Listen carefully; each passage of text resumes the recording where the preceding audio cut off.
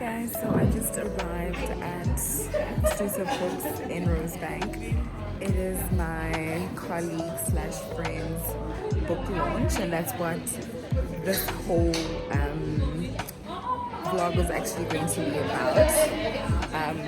Just as a bit to support my girl and Black authors. It's what we do, honey. So yeah, I'm just gonna show you around and all of that. But yes, welcome to my channel. It is what it is.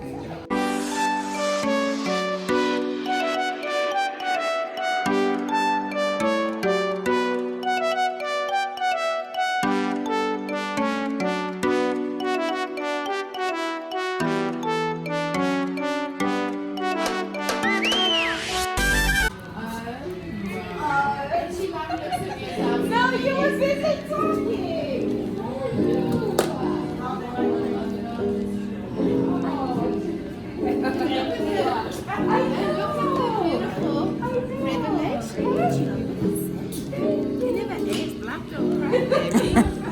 Look at the white it's all falling apart.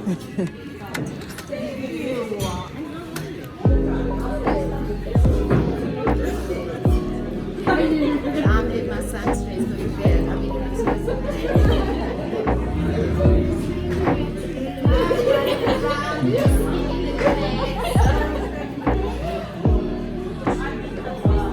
really like embarrassing, probably not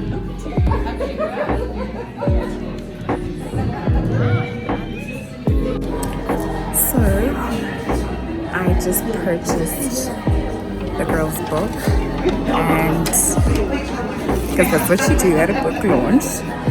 Just gonna show you quickly how it looks. This is how it looks. So yeah, I'm really excited. I think I can just read the synopsis for you when I get home, because I don't know how, I don't know if you guys can hear me from here, but yeah, I bought 2 copies because I bought one for someone, and yeah, so you guys will listen in with me and let's enjoy. Let's read, guys. Let's be authors. Black excellence is beautiful.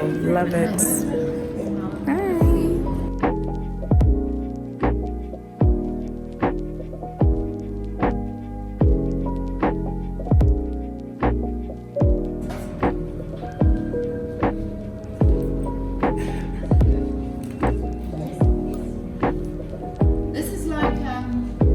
really special night tonight. Firstly, welcome everybody, and especially welcome Miss Candy.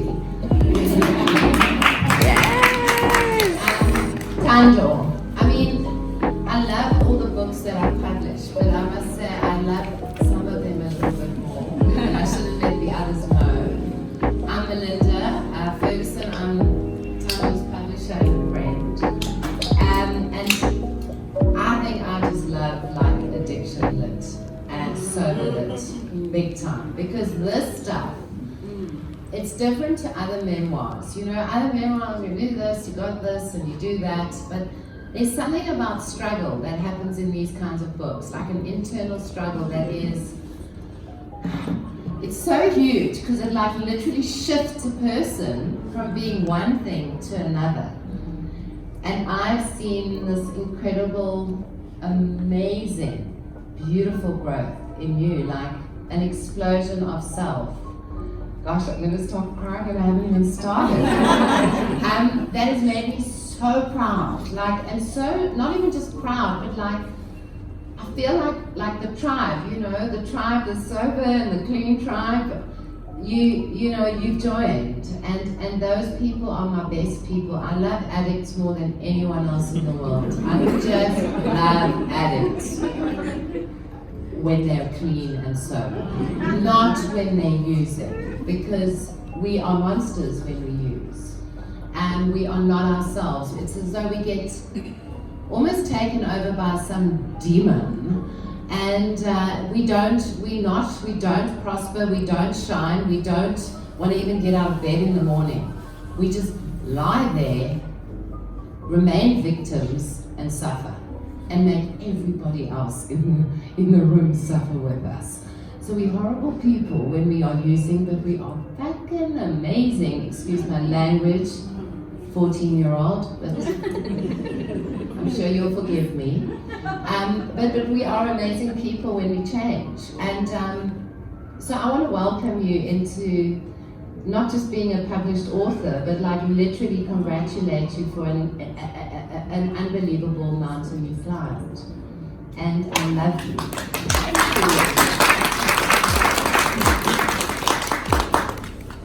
I don't plan what I'm going to say, so I'm hoping I'm being channeled by the gods of recovery. I will start by saying that I met Thando. I love telling the story. Oh my God, do I love telling the story. What year was it? Back in 2007. 2007. I'm working nicely at True Love magazine as a features writer at that point. Minding my own business, when this woman walks in, she's been hired as a consultant to fix us up. And I see this woman and I'm like, who the fuck is this? She has this like stern look on her face. Business, business, business. And she's coming to tell us, the writers, that like things are not working. Well, Thando, you know I hated you. I literally hated her. She was just like the most snooty, like, and I was always like, this little, who is this woman who's come to fix us up? So that was 2007. Then I met you when we were both driving cars around and you were heading up, I won't mention the company's name here, but in that company. And suddenly, I kind of liked you a bit more. And then we started getting on. You were doing PR work and I was a motoring media person. Then we started getting on much better.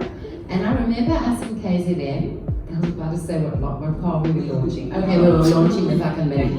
Okay, so we were there and Thando came to me at lunchtime. She said, I really want to write a book. And I said, okay, well write it. Like write it. What do you want to write about? Okay, I don't want to do a monologue here. What did you say you wanted to write about? I didn't know at the time. I thought I wanted to do a biography on somebody, something non-fiction. You know, at the time, like Kaya Sanga was big, so those kind of columns, what's my opinion kind of things, but I didn't know. And then fast forward a couple of years to 2018, and Melinda's doing a writing course. I've just been diagnosed with cancer, and I'm at her writing course in Cape Town, and I say to her, I know what I want to write, but I have to get sober first, because I'm an alcoholic.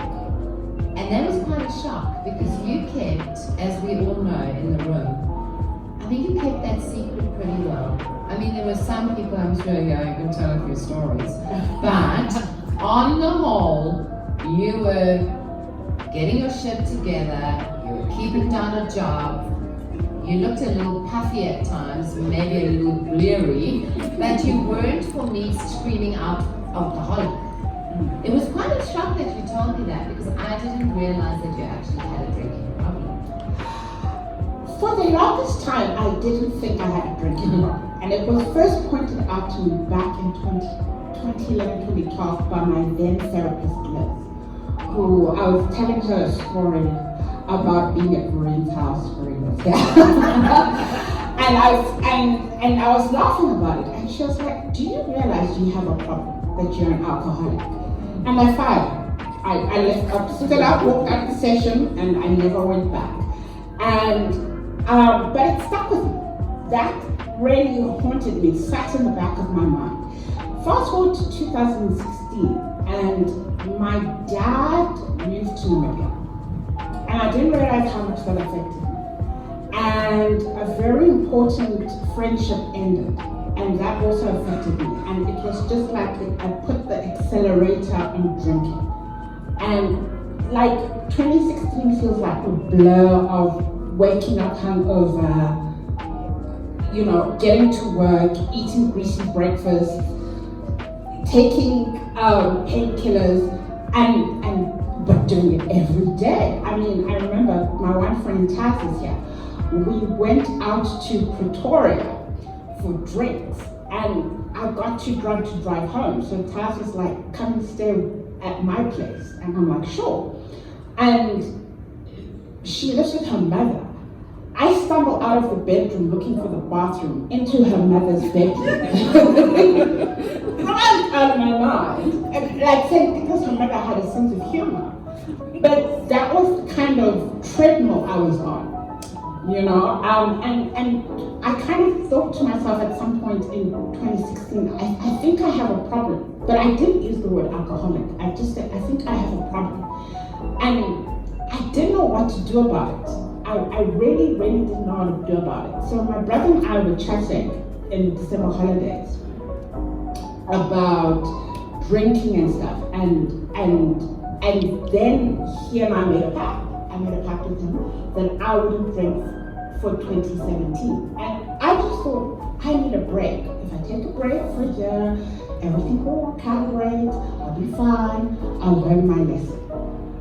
And that was my thinking. Never did I think I was an alcoholic. It was only in 2017 when I was in therapy and Ingrid, my psychologist and I were talking, and she said to me, you realize that alcoholism is a spectrum, and on the spectrum you are high functioning, which kind of made me feel better because my idea of You heard, high functioning.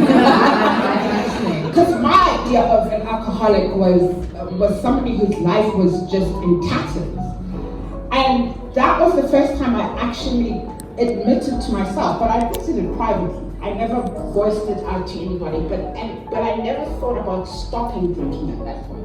So yes, I was an alcoholic, but it was like, I want 2017 to end so I can get back to it. I mean, I've actually only just clicked on it now, but I mean, I'm sure I knew this before, but that, you know, when you go, I'm going to show people that I actually don't have a problem. So if I can stay sober for a year, or even like those sober months, sober January or whatever, it shows me that they're wrong, that I'm actually in control of this. And I'm sure that was your complete impulse to do it. It was never to stop. No, it wasn't. And the sad thing about it is every day that I was sober in 2017, I thought about alcohol. Every day. Every single day. Like I would think, okay, I'd literally do a countdown. I even to test myself, a friend of mine brought a bottle of champagne and he put it in my fridge. And it sat there, and I'd open the fridge and I'd stare it down and I'd close the fridge. But it sat there, and I thought about the day I'm going to open it and how it's going to taste. You know. So in fact, it was just increasing your hunger in a strange way. Yeah. And they say that with smoking. I mean, I'm smoking again, but when I gave up smoking, they said don't cut down. Like you've got it, it's like surrender or die, like it's literally go. As soon as one starts like debating it, even though you hadn't cut down, you'd actually given yourself an end date to once again grab the bottle and start drinking. So it must have driven you pretty insane that year.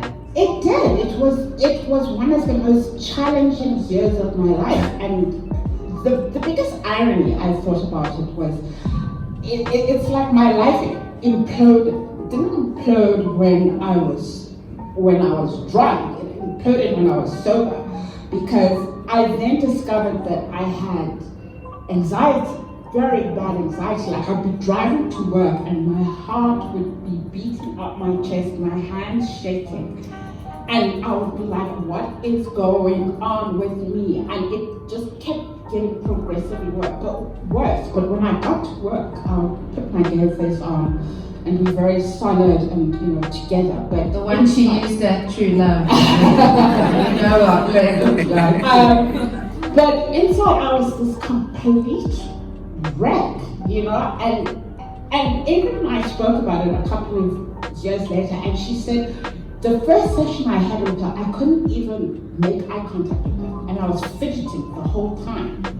And And she was like, I just knew you had anxiety from that session, but I had to be patient with you for us to go down a journey for me to reveal it to you. I couldn't just spring it on you. And it's weird that when one stops, that's when you really actually start realizing how screwed up you are. Everyone thinks, when you stop, that's when you're going to get better. That's when you actually get worse. Or you realize the worstness in you. You realize how actually messed up you are. And I think that's why so many people can't maintain sobriety or recovery from drugs or alcohol, is because it's really daunting to have to look at yourself in the mirror every morning and go, how screwed up am I? Because that alcohol was a great anethetizer for you. It was. I was actually thinking about this. Like, I was trying to pinpoint, when did it get worse? When did the problem start, possibly? And people always ask me that, and I can never pinpoint it, but I remember like in 2011, 2012, I would come home from work, open my laptop, put on Grey's Anatomy, get a bottle of wine, and I had these big bulbs, the ones like Tasha's, so like in fish bowls. And I'd pour myself a glass and I'd sit and I'd watch 2 or 3 episodes of Grey and finish my bottle of wine. And it was just a way to drown out the day. And I got used to that. And then one bottle didn't quite give me the buzz I wanted, so I had to move on. And I think what was scary about 2016 is that I started having blackouts. And I would literally wake up in the morning and it's like my mind just stopped working at some point. And I'd have to try and piece together the evening. And the first thing you do is you check your phone. It's like, oh gosh, who did I call? When people call you or send messages, babe, are you okay? You not quite look at last night. Or people reminding you of long philosophical conversations, and there was a complete blank on my side about those conversations. Or sometimes, getting into an Uber and not knowing how I got home, like literally waking up and in my bed and doing a pat down, okay, with my wallet. Am I still intact? Could anything have happened? So it got to that dangerous state where it wasn't fun. Like, I remember when drinking was fun and you have a few glasses and you giggle and you have memories, but it was almost compulsive. And I couldn't stop myself. Like, I'd wake up in the morning and I'd be like, I'm not gonna drink. And that evening, on my way home, stop at the bottle store or Woolies, get a drink. I love the part in the book where you talk about how, I don't know, I forgot, like I said at the last week, you did something at Kingsmead Book Fair together, and I did say that you actually chose your townhouse or your apartment based on the fact that there were like 4 or 5 bottles. Absolutely. So literally, other people go, location. And actually, for me, just reminded me there was even a drive-through. So literally, look, it was a beautiful townhouse. But one of the things I looked at is that there was a Pick n Pay, there was a Woolies, there was a Spar, there was a Tops, and then there were other bottle stores. And I was quite satisfied because I could work my way through these bottle stores and nobody could track my drink. Because sometimes, especially as a black woman, people get very judgmental. And they're just like, ooh, sissy.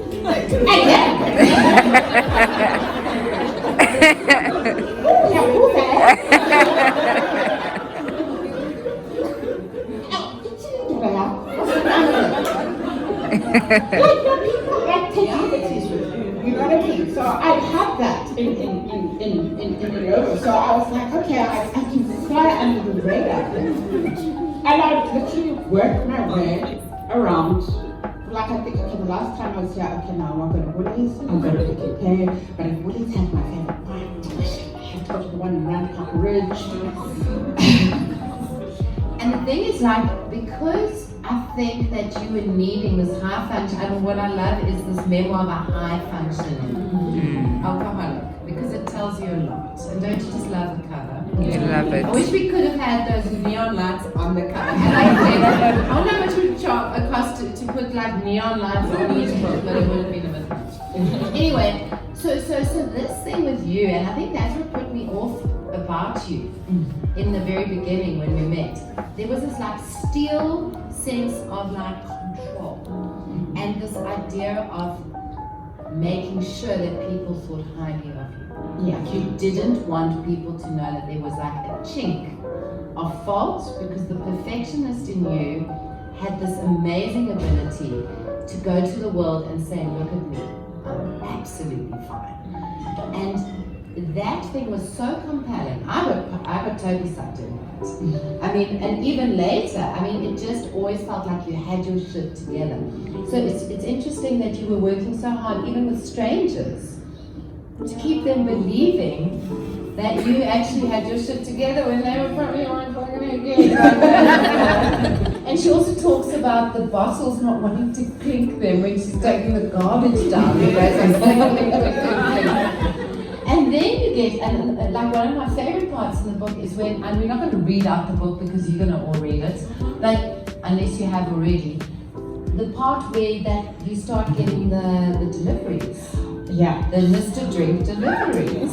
So a friend of mine who lived in the area, I called him one day and I was just, I think it was June, July 2018. I'd been to my cancer journey and I was just having, I think everything that had happened to me finally hit me, because I was just go. I put on my game face, I made decisions, and I just focused and went forward.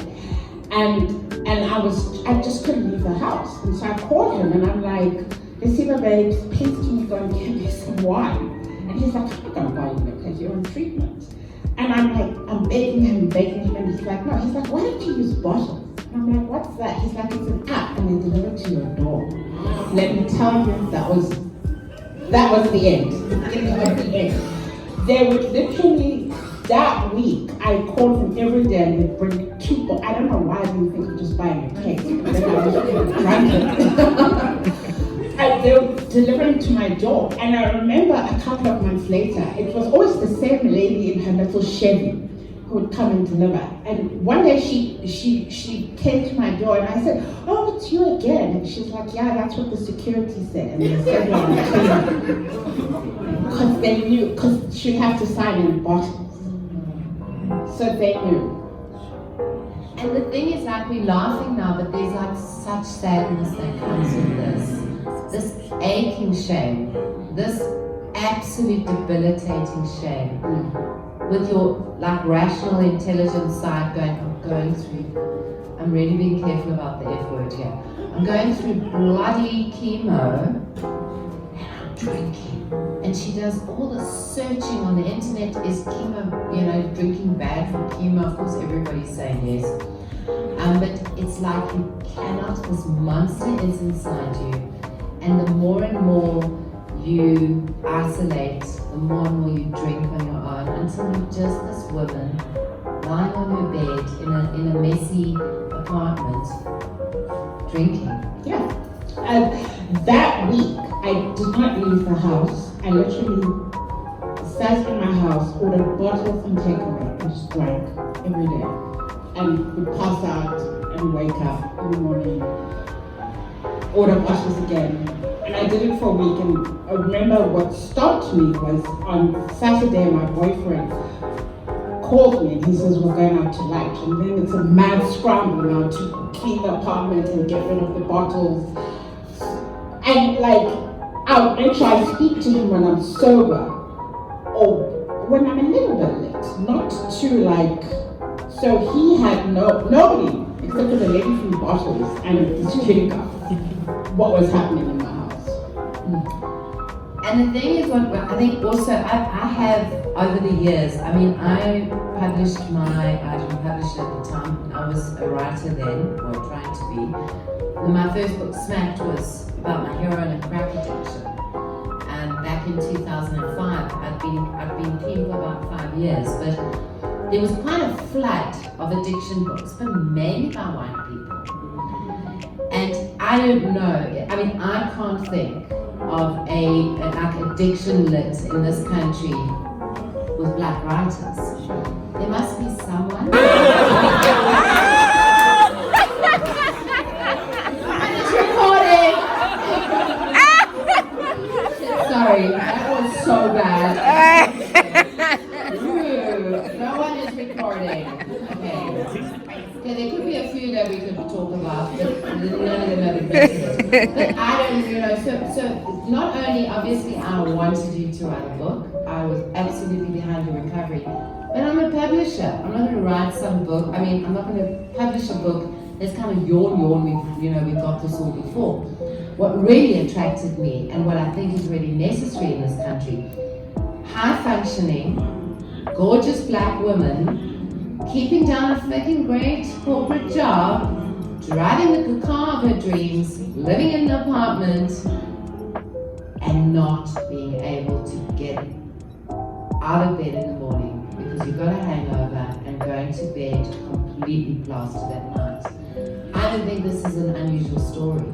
I think this is a common story. I mean, just as Malala on the front of the cover said, I had to be dragged away from this book, both witty and devastating.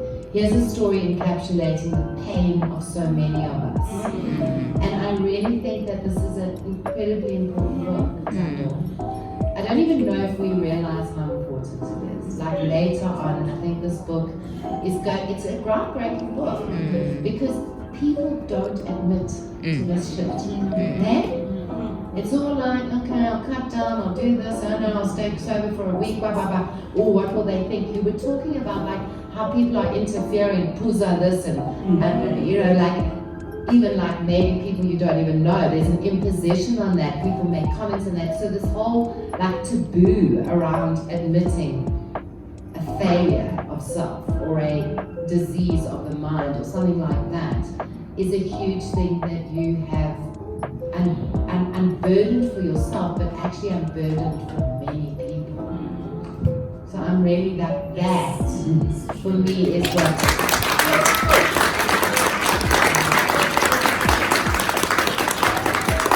Do you feel proud and happy that you've done this finally?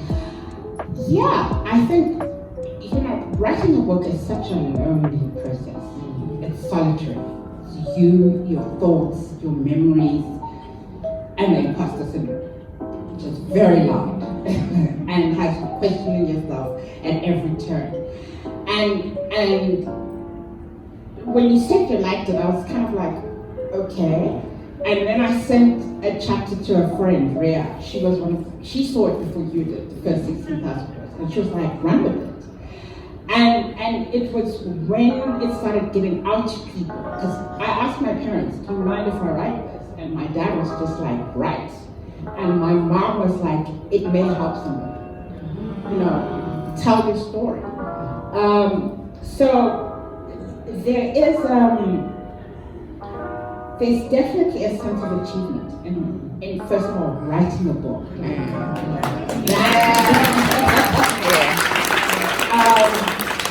And then telling my story, because I think telling my own story is not something that as a writer I've ever done. I've always told other people's stories, and if I tell my story, I hide behind a pseudonym. So I literally had nightmares about Black Twitter coming through.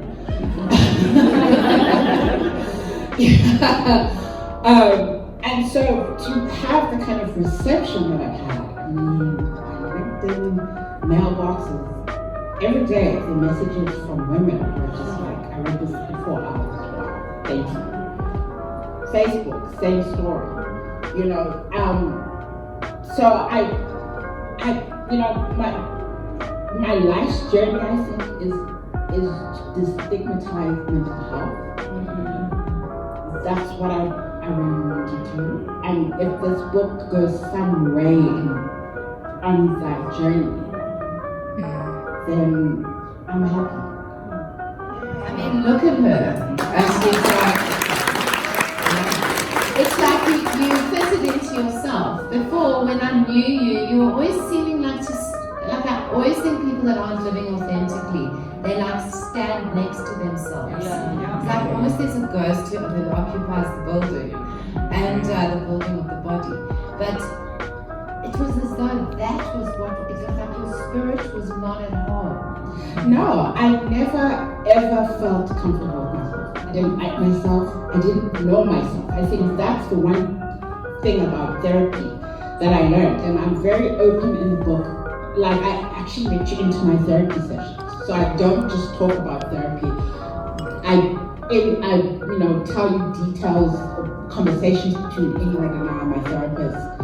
And one of the things, the most jarring thing she said to me, she was like, you don't know yourself. You have a very fractured relationship with yourself. And it was true. I learned I was an introvert. I always thought I was an extrovert. And she was like, no, you're an extrovert when you drink. You're an introvert. And an introvert is not about being, you don't like people. It's about where do you draw your power, your energy from. And I like being alone.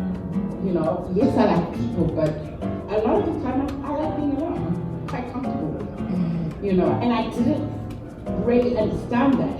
And it was such a big aha moment for me because I worked in this job where I worked on weekends, I was around people all the time, and it was actually draining. And I didn't understand why I was so resentful and why I was angry and why I was depressed. And it was because there was no balance.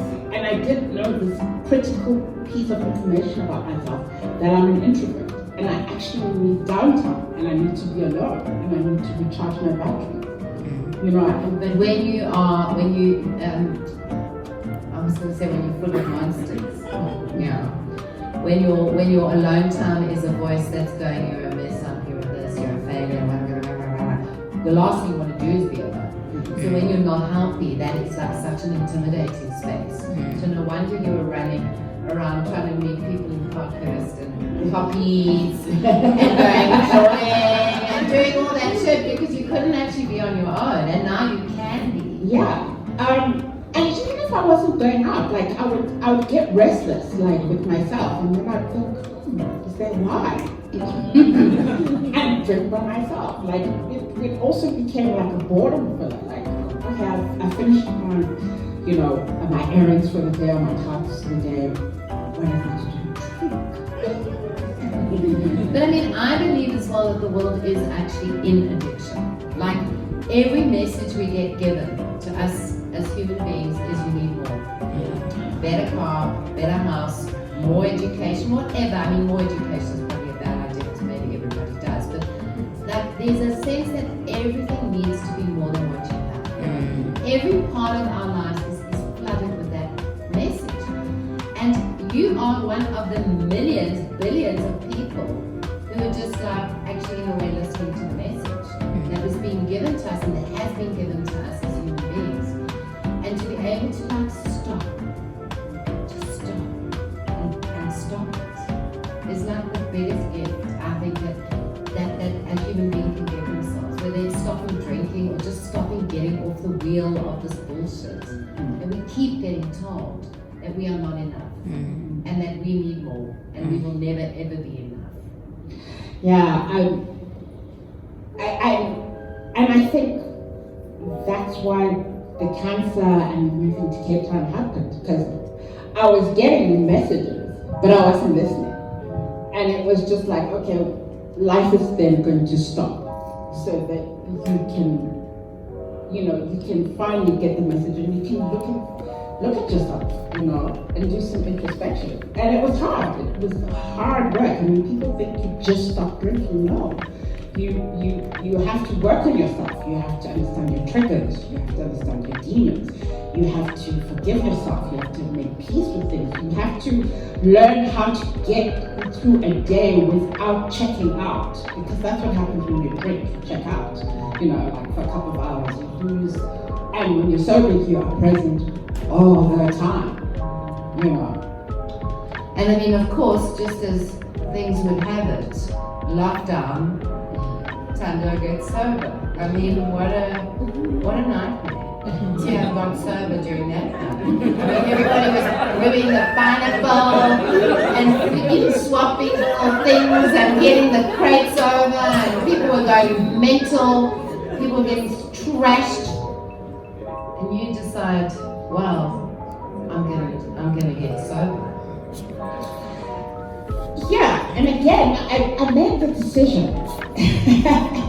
and sort of a month into it, I'm like,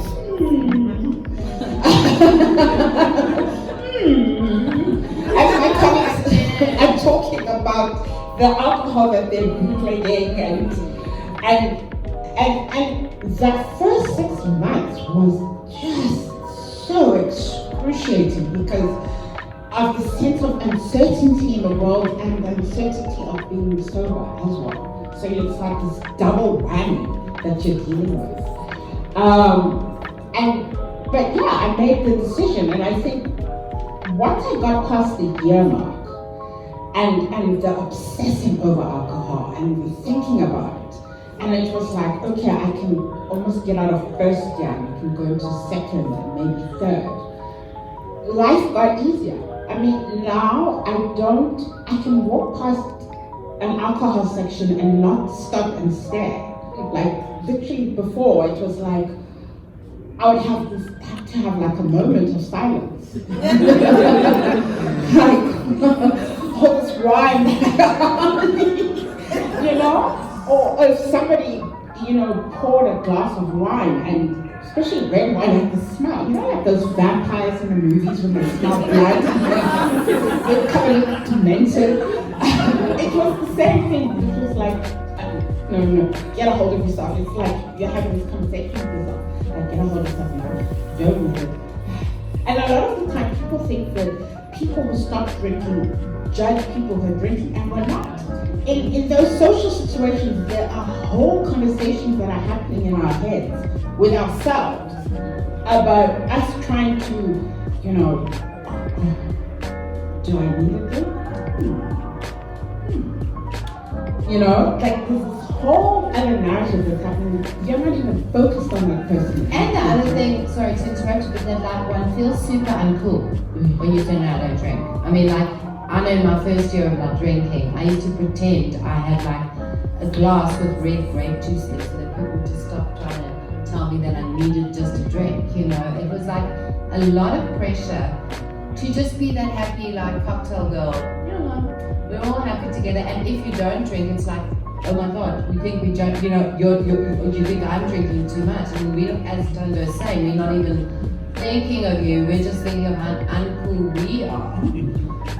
It's crazy, like crazy pressure. It is. And 2017 showed me that, like people didn't believe that I stopped drinking. And there was almost like this, what happened? Something big must have happened, and sort of judgment. I said, you're a lush. That's why I stopped drinking. And so labels being thrown at you. And